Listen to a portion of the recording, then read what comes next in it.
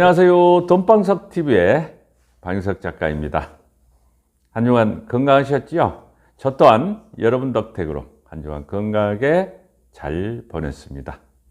오늘도 미래 리더십 54장을 가지고 여러분과 함께 나누어 보도록 하겠습니다.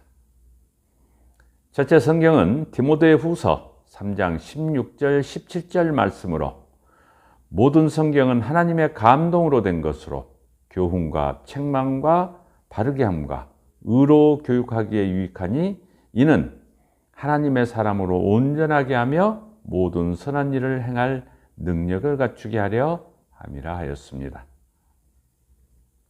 교회는 참으로 다양한 모습으로 섬기는 사람들이 존재합니다. 그들의 섬김을 통해서 수많은 사람들이 도움을 받고 영적 성숙을 이루어 갑니다. 그 모든 기초에는 하나님의 말씀으로 기록된 성경이 있는 것입니다.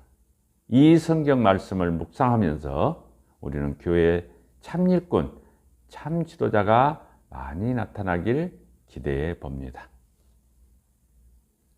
둘째, 명심보감은 장자가 말하기를 일이 비록 작더라도 하지 않으면 이루지 못할 것이요 자식이 비록 어질지라도 가르치지 않으면 현명하지 못한다고 하였습니다.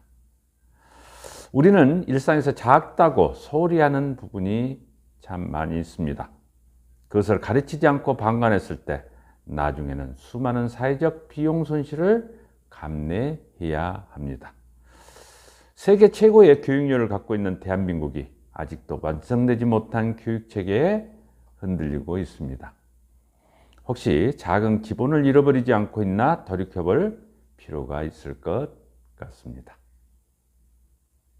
셋째, 리더에 대해는 유대인의 성공 비법에 대해 알아보겠습니다. 세계 최고의 대학인 미국 하버드 대학교 재학생의 30%가 유대인 학생이라고 합니다. 전 세계에 흩어져 살고 있는 유대인은 1,300만 명으로 지구상 인구 규모로는 0.2%이며 미국 내 인구의 2%를 차지한다고 볼 때 하버드 대학 내 유대인 재학생의 점유율은 대단히 놀라운 수준이 아닐 수 없습니다. 참고로 한국, 중국, 일본을 포함한 동남아시아 전체를 합한 하버드 대학 유학생 점유율은 4.5% 내외라고 하니 비교 불가한 수치라 할 수 있습니다. 더욱 놀라운 사실은 이스라엘 리손 네치온시에 세워진 178개의 석상은 유대인으로서 노벨상을 받은 사람들의 부조물로 만들어졌는데 지금까지 노벨 수상자의 22%가 유대인이라고 합니다. 1921년 아인슈타인을 비롯하여 로버트 오먼, 아나 요나니 등 다양한 분야에서 훌륭한 학문적 업적으로 인류 발전에 이바지한 이들이 유대인들이었다는 사실입니다. 나라를 잃고 2000년을 전 세계 각지에 뿔뿔이 터져 살아온 유대인들이 할 수 있는 일은 공부밖에 없었다고 한 유대인 노벨상 수상자의 소감을 들은 적이 저는 있습니다. 약소민족으로서 그들에게 공부는 민족 정신을 일깨우는 도구였으며 생존을 위한 유일한 수단이었을지도 모릅니다.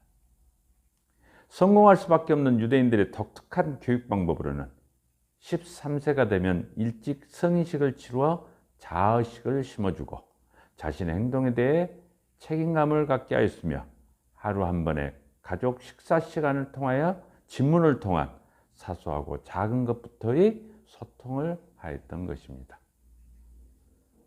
또한 에시바라는 유대인 전통 도서관에서는 혼자서 하는 공부가 아니라 여럿이 함께하여 도서관 내에서도 질문과 대답을 통해 토론 형식의 공부를 장려하였으며 단순 암기나 일방적 주입식 교육이 아닌 상호간의 토론을 통해 상대를 이해하고 진실에 대한 깊이를 알게 하는데 더 많은 도움을 갖게 했다는 것입니다.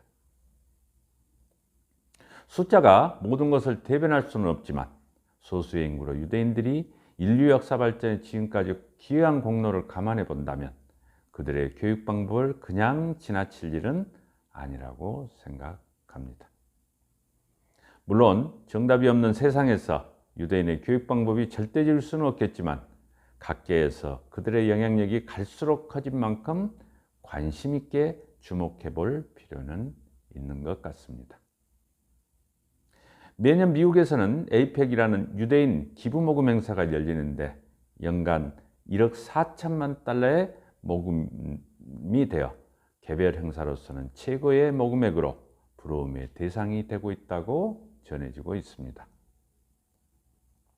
미국의 전현직 대통령을 비롯한 각계의 영향력 있는 인사들이 유대인이 아님에도 불구하고 앞다트 행사에 참여를 원한다고 하니 미국 내에서 유대인의 위상이 얼마나 대단한지를 보여주는 한 대목이기도 합니다.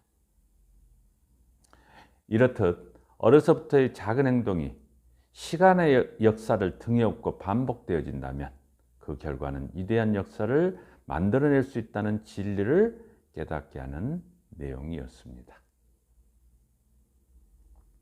이상으로 54장을 마치고 다음 주에는 미래 리더십 55장을 가지고 여러분을 찾아뵙겠습니다. 한 주간도 건강하십시오. 감사합니다.